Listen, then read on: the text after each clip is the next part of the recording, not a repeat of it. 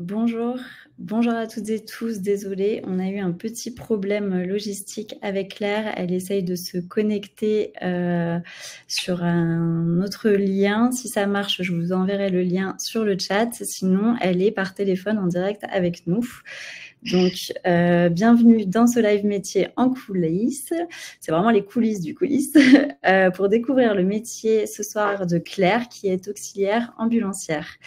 Bonjour ou bonsoir Claire, il est 18h, peut-être que je peux dire bonsoir. Et merci d'avoir répondu un grand oui, surtout pour donner 30 minutes de ton temps pour aider les autres aujourd'hui. Donc, enchantée Claire et bienvenue. Claire, tu es là? Est-ce que tu nous entends? Allô? Oui. Excuse-moi, c'est que j'étais en train de mettre l'application pour vous avoir en vrai, on va dire. Pas de souci. Donc, pour commencer le live, peut-être je peux me présenter en attendant que tu installes tout ça. Sinon, on continuera par téléphone. Sinon, c'est pas très, très grave. Alors, moi, c'est Wendy. Je travaille chez Chance et je suis heureuse de découvrir aujourd'hui ta voie professionnelle qui est celle d'auxiliaire ambulancière.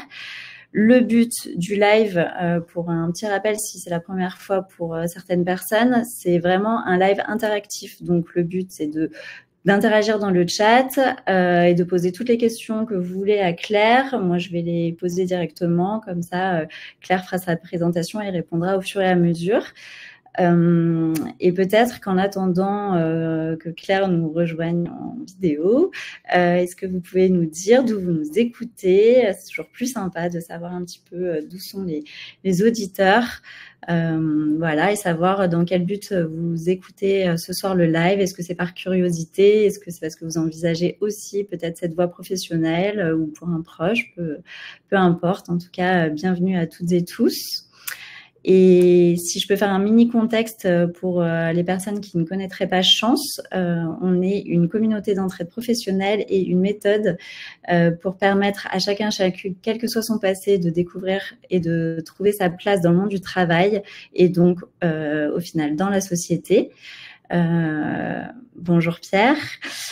Donc, on a plusieurs programmes d'accompagnement et d'aide au recrutement. Notre programme le plus connu, c'est le bilan de Votre appel a été mis en attente.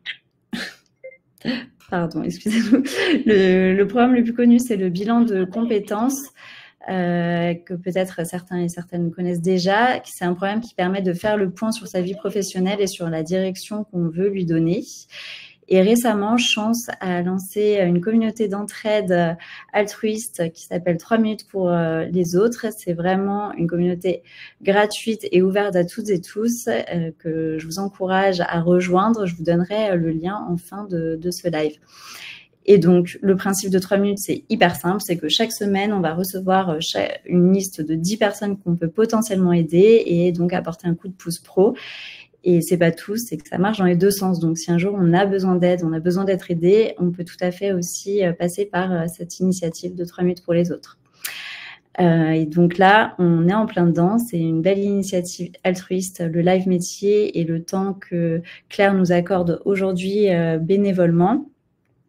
Donc, elle nous accorde 30 minutes de son temps pour présenter la réalité de son métier et aussi répondre à toutes vos questions.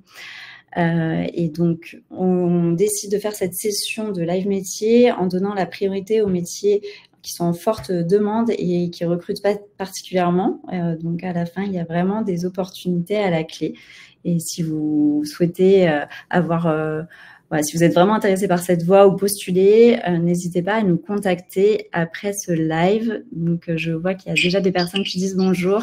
On a des personnes de Lorient, de la Garenne-Colombe, du Nord, et Bergerac aussi. Alors, tac, voilà, si c'est bon pour vous. Est-ce que Claire, tu nous entends bien? Alors, j'ai réussi à me mettre là où tu es en caméra, mais apparemment, tu m'as ou pas? Alors, sur le lien Livestorm, c'est ça? Sur le tout premier. Ouais, alors non, on ne te voit pas, mais c'est pas grave, on va continuer comme ça. Est-ce que dans le chat, vous pouvez nous dire si vous entendez bien Claire, peut-être? Comme ça, on s'assure ouais, super, merci beaucoup. Claire, est-ce que tu peux nous présenter un petit peu ton parcours, ton métier, et ensuite voilà, on échangera sous forme de discussion et de questions. Oui, il n'y a pas de souci. Je crois que ça fonctionne. Alors, nous, on te voit pas, mais voilà, c'est pas grave. On va continuer comme ça. Du coup, je suis en double... J'ai ton téléphone et le lien aussi qui fonctionne. D'accord. Alors, je vais couper le micro du téléphone et comme ça, tu vois si c'est possible. Super. Donc, je te laisse te présenter peut-être à toutes les personnes qui nous regardent et nous écoutent. Oui, il n'y a pas de souci. Vous m'entendez bien? Oui, tout le monde t'entend. Bon, super. Du coup, je m'appelle Claire Popiolek. J'ai 29 ans. J'ai eu le métier d'ambulancière pendant 4 ans. Je m'entends parler, c'est normal? Alors... J'arrive pas à parler parce qu'en fait, il y a quelqu'un qui me répond dans le téléphone. Alors, tu peux couper le son peut-être de ton téléphone et juste garder, ou couper le son du live et garder que le son du téléphone. Il y a deux micros ou deux sorties de son en même temps peut-être. J'entends plus personne. Oui, tu me reçois? Oui, on t'entend. Est-ce que du coup, tu peux juste garder pour ton téléphone parce que sur Internet, ça fonctionne très mal? D'accord, bah vas-y. Ok, merci.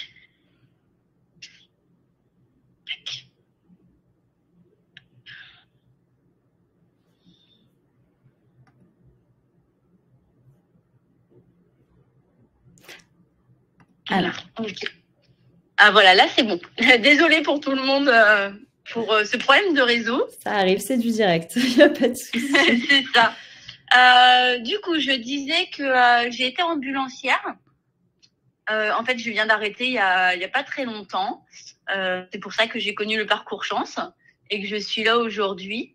Je vais vous parler de mon métier. Si vous avez des questions déjà que je peux y répondre, parce que du coup, le métier est quand même assez complet. Il y a quand même pas mal de choses à dire. Donc, si vous avez vraiment des choses à me demander, et après, je vais sûrement enchaîner sur tout ça en vous expliquant un peu plus. Est-ce que d'abord, tu peux nous présenter un petit peu de manière générique et générale le métier de Alors, générique et général. C'est un métier où on est très proche des gens, où on peut faire autant de l'ambulance, du VSL. Le VSL qui est un peu comme, on va dire, le taxi, mais c'est que c'est pas conventionné pareil. Et puis après, on fait aussi de l'urgence. Donc de l'UDASU. Donc après, tout dépend des sociétés où est-ce qu'on est, au niveau aussi départemental. Mais en tous les cas, on va toucher à 3 véhicules différents et à 3 façons de travailler différemment. Dont en premier lieu, il y a les ambulances normales, qui dit avec brancard en fait, où on est en binôme. Voilà, donc là où ça va être beaucoup de sorties d'hôpitaux, des gens qu'on va ramener aussi chez eux, qu'on va emmener en consultation ou qui sortent des urgences. Il y a beaucoup de ça. C'est un métier où c'est tout le temps dans les hôpitaux, à être avec nos patients, à les aider dans leur démarche aussi au niveau des papiers. Donc voilà, il y a du papier, il y a beaucoup de conduite. Du coup, moi je faisais des dépannages aussi, c'est-à-dire que si vous voulez, une personne elle est au Sable d'Olonne, il lui arrive un truc, elle va être à l'hôpital des Sables et en fait elle habite à Montpellier. Ben en fait on doit effectuer le rapatriement, donc on peut partir aussi plus d'une journée en fait. Et après tout dépend effectivement de la société où est-ce qu'on peut être. Mais ça peut nous arriver. J'en ai fait quelques-uns en 4 ans, en tous les cas. Donc, voilà. Après, il y a des gardes de nuit aussi. Donc, nous, c'était souvent les week-ends où c'est du 12 heures. Donc, souvent, c'est la nuit jusqu'au lendemain matin. C'est des gardes qui se relayent. Voilà, ce que je peux te dire, c'est quand même assez complet sur le fonctionnement de ce qu'on peut faire dans les ambulances. Et petite précision peut-être, Pierre demande la différence entre ambulancière et auxiliaire ambulancière. Alors, la différence, en fait, c'est que auxiliaire ambulancière, c'est une formation de 15 jours, 3 semaines, en fait, à passer. Moi, je l'ai passé à l'IFA, au niveau où il y a les infirmières et tout ça. Et puis après, en fait, ambulancier, tu as 6 mois de formation. Avec un diplôme au bout où en fait il a plus des responsabilités. Donc c'est-à-dire que si on est en ambulance, on a forcément un qui est auxiliaire ambulancière et l'autre qui est ambulancier. Une ambulance ne partira jamais sans un ambulancier. Ça s'appelle un DEA en fait.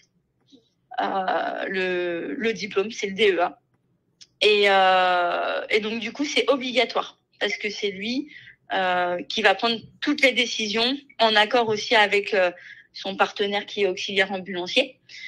Mais c'est lui, en fait, s'il se passe quoi que ce soit, c'est lui qui prend les responsabilités, en fait. C'est ça, en fait, la différence.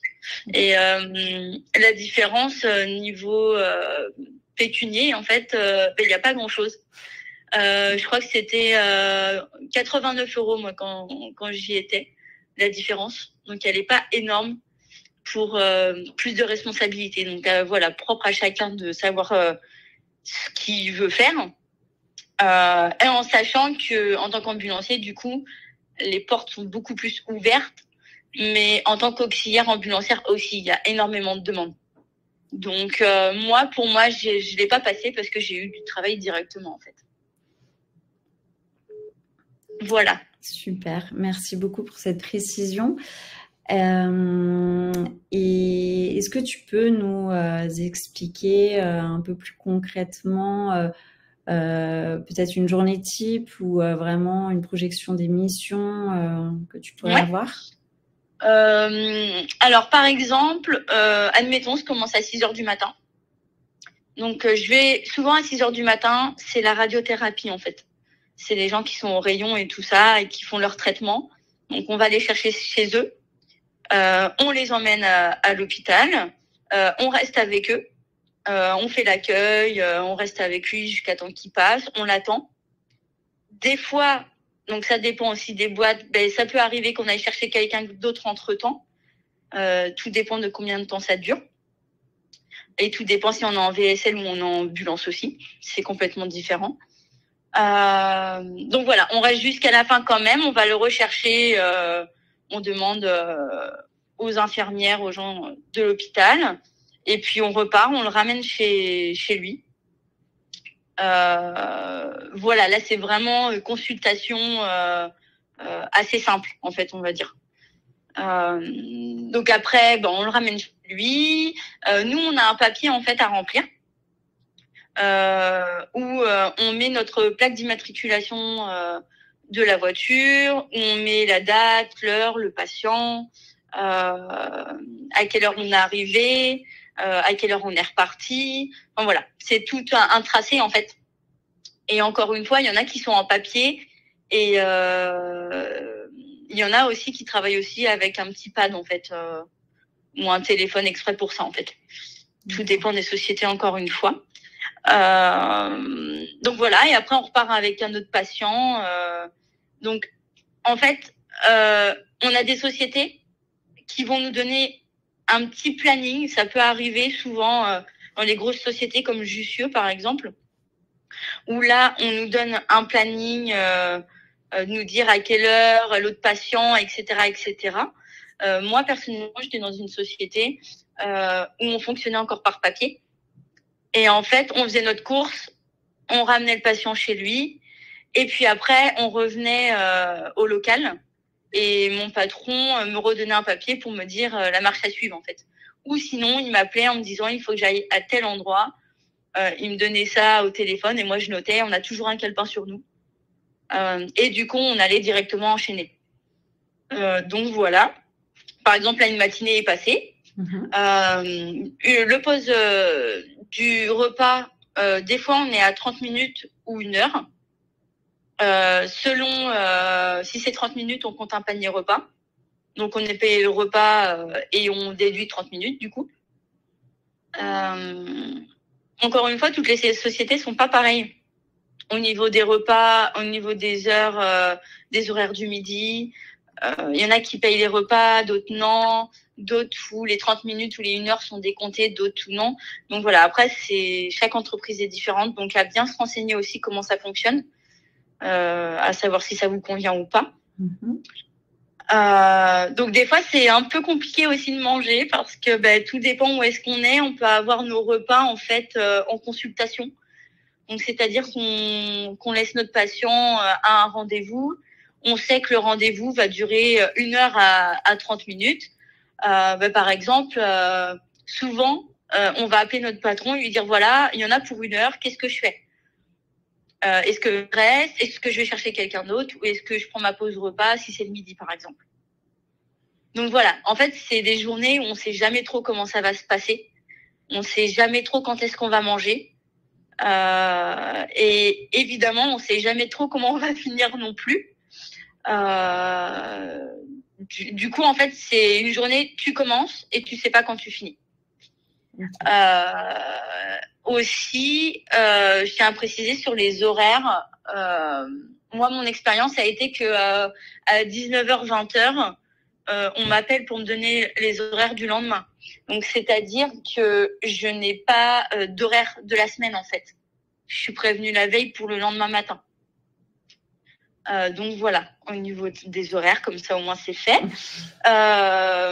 Et puis après, je peux aussi changer. Là, le matin, j'étais en VSL, je mange, et l'après-midi, je passe en ambulance avec un collègue, donc mon coéquipier. On part à 2, soit sur une intervention aussi UDASU, parce qu'on peut avoir des urgences aussi l'après-midi. Les urgences, en fait, si vous voulez, on prend les urgences des pompiers qui peuvent pas intervenir parce qu'ils sont déjà pris sur la voie publique. Et en fait, nous, on va prendre tout ce qui est chez les gens, les établissements, les maisons de retraite, etc. Et en fait, ils vont nous appeler pour nous dire, bon, voilà, écoute, là, nous, on peut pas intervenir, donc on donne une ordre de mission. Et en fait, c'est mon patron qui l'accepte ou pas. Et donc, on peut partir à différentes heures de la journée en UDASU, même le soir, tard. Voilà, il n'y a pas d'heure non plus là-dessus. En fait, ça peut arriver. On peut finir à 19h et en fait, à 19h05, il y a quelqu'un qui a appelé et en fait, il faut y aller, quoi. Au niveau des urgences, bien évidemment. Donc, voilà. On peut être aussi des fois accompagné par les pompiers. Moi, ça m'est arrivé dans certaines UDASU où je suis arrivée et en fait, on n'était que 2 avec mon coéquipier et en fait, il fallait plus de personnes que ça parce qu'il peut y avoir aussi des endroits où c'est trop petit, où il y a des escaliers, où la personne a un poids lourd et donc du coup, à 2, c'est pas possible. Il suffit qu'il y ait beaucoup d'escaliers. Voilà. Du coup, on peut aussi faire intervenir les pompiers en plus, s'il y en a qui sont en caserne, ou d'autres ambulanciers qui peuvent aussi nous rejoindre. Donc voilà, ça m'est déjà arrivé d'être 4 ou 5 sur une intervention où on n'était que 2 au départ. Okay. Donc voilà.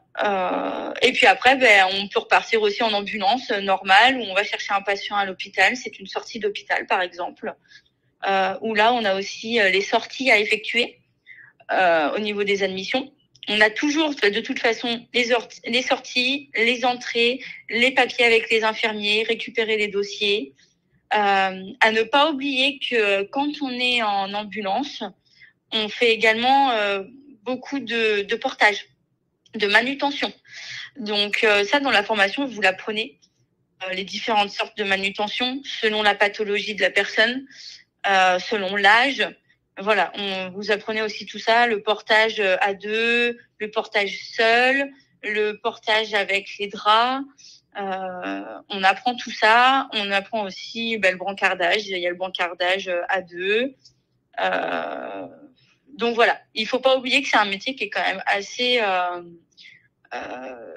Il faut être fort, quoi. On va dire, faut être fort, faire attention à ses positions. Voilà, c'est un apprentissage de tous les jours, de toute façon. Et après, bien évidemment, on travaille énormément, beaucoup avec le personnel soignant. Du coup, à l'hôpital, que ce soit en intervention aussi, parce qu'on peut faire du SAMU aussi. Donc voilà, on est très proche du corps médical. Donc voilà un peu ce que je peux vous dire. Super. S'il y a des questions, parce que c'est quand même un métier où on fait beaucoup de choses. Donc si j'ai oublié des choses, peut-être que vos questions vont les faire ramener. Ouais, t'as bien mis l'accent en effet sur les horaires et aussi sur le côté qu'il faut être polyvalent, puisque j'ai l'impression qu'il y a différents types de missions. Il faut être aussi souple. Alors l'équilibre vie pro, vie perso, peut-être c'est aussi une contrainte qu'il faut être conscient avant de s'engager dans cette voie. Tout à fait. Ouais, il faut en être conscient, ça c'est clair. Alors, j'ai quelques questions si tu permets. Alors, doit-on prévoir un travail de nuit nous pose Pierre. Un travail de nuit à côté? Alors, je ne sais pas si c'était en plus ou alors est-ce qu'il y a des horaires de nuit ou c'est vraiment… Alors, c'est un travail de journée. Mais en fait, il y a aussi les nuits, en fait, certains week-ends. Et en fait, ça, tout dépend aussi où vous êtes géographiquement. Par exemple, nous, je sais que c'était le vendredi et le samedi, la nuit, en fait. Et il y en a, en fait, qui faisaient du 8h au 8h le lendemain. 20h, 8h du coup. Et après, il y en a, et hop, ils réenchaînaient juste derrière. Et ainsi de suite, en fait, tout le week-end. Il y a toujours des gardes le week-end et on bosse le week-end.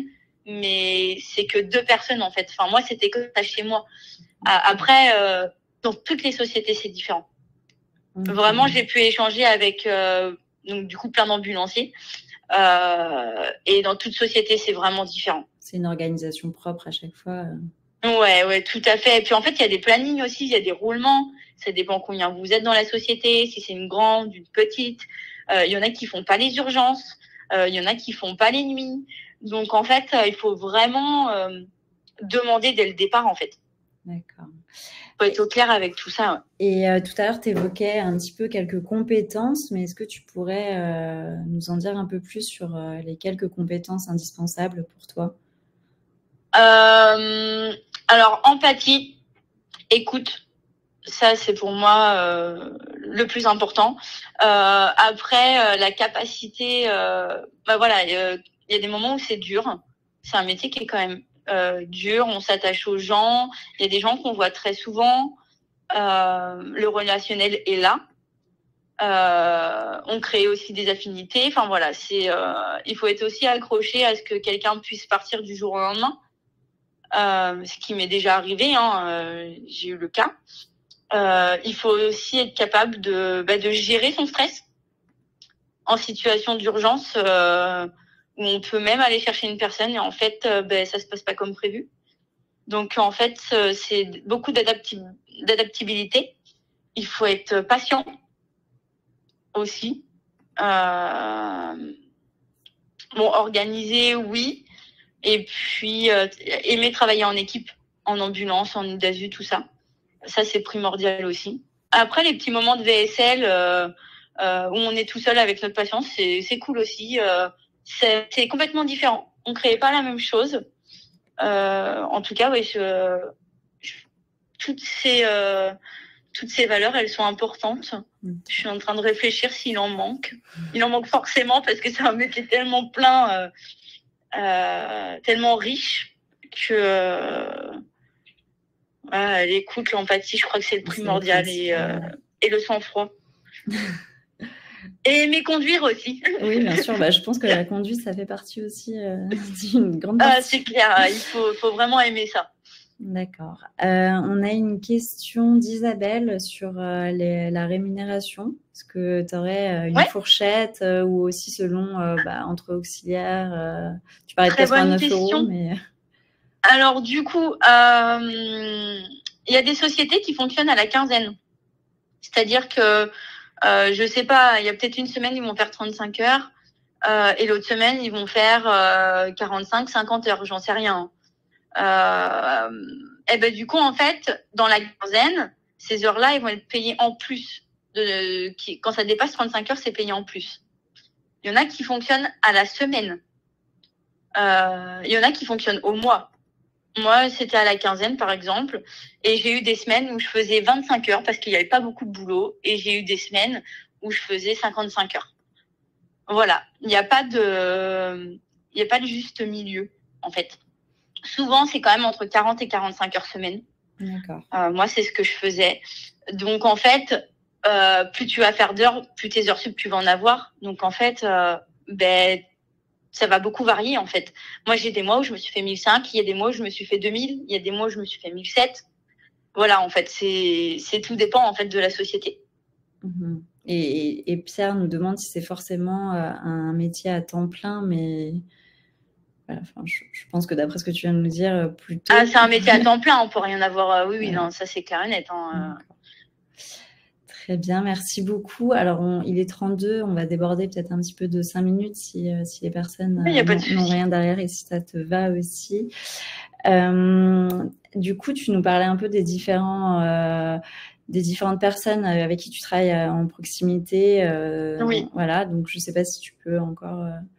du coup, c'est ce que je disais, le personnel soignant, infirmier, les gens aussi à l'accueil. En fait, avec tout le monde. On a un relationnel avec tout le monde. Les patients et leur entourage aussi. Ah, exactement. Ouais. Avec les EHPAD aussi, avec les gens de la famille. En fait, ça touche à tout le monde, en fait. À partir du moment que c'est une personne, un patient, tous les gens qu'on va rencontrer vont être importants, en fait. Voilà, parler du patient, du dossier. On peut aussi parler de comment ça s'est passé le matin, quand cette personne, on l'a emmenée, comment on l'a senti, comment on le sent. Parce que grâce aussi à la communication, nous, on a sauvé des vies juste comme ça en disant « Ouais, voilà, ce matin, je ne l'ai pas trouvé terrible. » Et puis derrière, en fait, il s'est passé quelque chose. Mais grâce à ça, parce qu'on a dit le patient comment se sentait et comment c'était, ils ont pu intervenir, en fait. Il y a des choses qu'ils ont vues en plus. Et donc, du coup, ça permet aussi de sauver aussi les gens, en fait. Donc, la communication est vraiment importante. On va vraiment dans toute la sphère médicale. On va en radiothérapie, on va en consultation de tout médecin, on va faire les dialyses qui sont tôt le matin, donc souvent 6h, 5h. Voilà. On a aussi des consultations qui sont beaucoup plus loin. Par exemple, moi, je fais les Sables d'Olonne à Rennes. C'est 2h30 de route. Allez. Donc voilà, on sait que si on part pour ça, déjà la matinée, on a déjà fait notre taf pour le matin, en fait. Ça m'est arrivé de faire aussi des consultations sur Paris. Donc voilà, c'est vraiment tout endroit, toute personne confondue qui est dans le corps médical et à côté. Voilà ce que je peux dire. Et merci beaucoup. Je propose une dernière question qui va englober plusieurs aspects. Est-ce que tu peux nous dire peut-être les 2-3 choses qui t'animent vraiment dans ce métier et peut-être les choses un petit peu plus difficiles ou si des personnes sont intéressées, ça serait bien de partager toi mon expérience. Exactement, ouais, parce que bon, tu nous as confié que tu faisais le bilan de compétences aujourd'hui, peut-être que c'est lié aussi. Pour dire pourquoi, oui, tout à fait.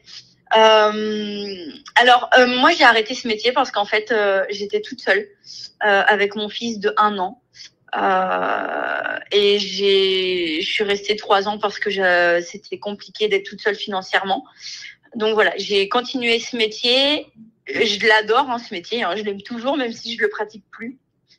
Mais c'est qu'en fait, pour ma vie personnelle, c'était trop compliqué. Voilà, j'étais la seule de ma société qui était seule avec un enfant en bas âge. Donc, souvent, c'est soit des gens qui sont en couple ou qui sont seuls mais qui n'ont plus d'enfants à charge, en fait. Okay. Donc voilà, là, c'est la raison pour laquelle moi, je suis partie. D'accord. Après, ce métier, moi, il m'anime même encore, hein, parce que quand j'y pense, je suis vraiment contente de l'avoir fait. Pour moi, être dans l'urgence, ça m'a appris beaucoup de choses sur moi, à ma capacité à rester dans une bulle, dans une intervention qui peut être très délicate. Parce qu'il faut pas oublier que c'est un métier où on peut voir des personnes qui décèdent. Moi, je suis tombée sur un AVC. Voilà, c'est quand même, il y a des choses qui sont lourdes. Donc, il faut être préparé psychologiquement. Donc, ça m'a appris beaucoup de choses sur moi, sur ma capacité à réagir, à agir, à prendre sur moi. Voilà. On est aussi, je pense, dans la première mire, un peu dans la psychologie. Moi, qui est quelque chose qui m'anime énormément parce que du coup, je pars dans les métiers de la thérapie actuellement. Donc, avec mes patients, on discutait beaucoup sous tous les aspects. Donc, on créait vraiment quelque chose et pour moi, c'était très important de créer ces liens, d'apprendre des autres dans des situations qui sont pas évidentes. La cohésion d'équipe avec mon coéquipier et tous les gens de ma société, parce que du coup, en fait, on est amené à tourner à différents binômes. On n'est pas tout le temps avec la même personne et ça permet aussi de créer des liens super forts parce que quand les liens sont forts, ça change beaucoup de choses en ambulance et auprès des patients. Donc ça, c'est quelque chose qui m'a énormément animée. Et de travailler auprès des soignants aussi. Moi, ce que j'ai le plus aimé, c'est l'ambulance et les urgences. C'est vraiment les choses qui m'ont le plus fait vibrer. Même si le VSL, j'aime ça aussi. Le VSL qui est donc taxi, en fait, c'est complètement différent. Mais moi, je suis une personne qui a besoin de beaucoup plus d'action. Mais le fait du coup d'avoir beaucoup d'actions, quand on est en VSL après, ça permet aussi de se recentrer et d'être beaucoup plus avec soi au moment où aussi on n'a pas nos patients et qu'on conduit. Et il y a moins de stress aussi, évidemment, vu qu'on n'est pas en ambulance et tout ça. Mais pour moi, je pense que c'est un métier de sens. C'est comme pompier, en fait. Pour moi, c'est la même chose, en fait. Donc, je pense que c'est un métier d'engagement, c'est un métier de relationnel, de communication, où il y a une partie de nous qui est vraiment dedans, en fait. C'est pas, je fais mon travail à moitié, en fait. C'est un engagement pour moi. Okay, voilà ce que je peux dire. Super, merci beaucoup pour tout ce partage, Claire. Ça a été hyper intéressant et je pense qu'il y a eu beaucoup de questions. Je sais que Claire était OK pour que vous la recontactiez directement. Si vous avez d'autres questions, en tout cas, n'hésitez pas. On arrive largement à la fin de ce live, mais j'ai l'impression qu'on pourra en discuter encore plein. Il y a plein de choses à dire. Non, mais c'est passionnant et vraiment, c'est un très beau métier. Donc, merci vraiment de nous partager tout ça. Et merci pour ton temps. Désolée pour la logistique. Et, avec plaisir, c'est les aléas de la vie. C'est ça, on s'adapte aussi, c'est aussi une qualité. Pour conclure ce live, si vous êtes de votre côté au clair et motivé pour faire évoluer votre vie pro, peut-être vers ce métier, où vous pouvez notamment poser vos aspirations sur un lien que je vais vous partager, donc tout ce qui est plutôt recrutement. Et après, si vous avez encore des doutes ou si vous souhaitez avoir plus de renseignements ou des témoignages, je vous mets aussi dans le chat le lien de l'initiative 3 minutes pour les autres pour apporter votre aide et demander votre aide si vous en avez le besoin. Je vais vous mettre tout ça dans le chat. Donc merci beaucoup à tout le monde qui nous ont écoutés qui t'ont écouté et qui m'ont regardé. Je suis désolée. Toi aussi, hein. Et merci beaucoup Claire encore pour tout ça et je vous souhaite à toutes et tous une bonne soirée. C'était avec plaisir, merci beaucoup. Merci beaucoup, bonne soirée. Bonne soirée, au revoir.